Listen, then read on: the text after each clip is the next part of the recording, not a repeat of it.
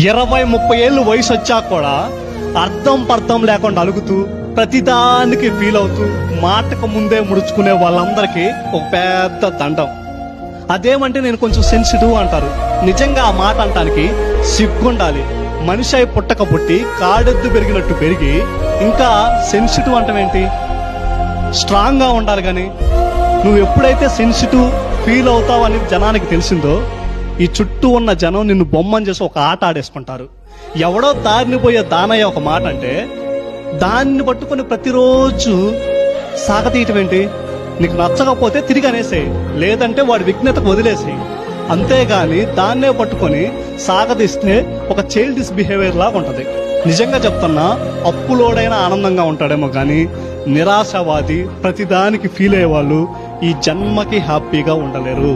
కాబట్టి always strong and always be happy.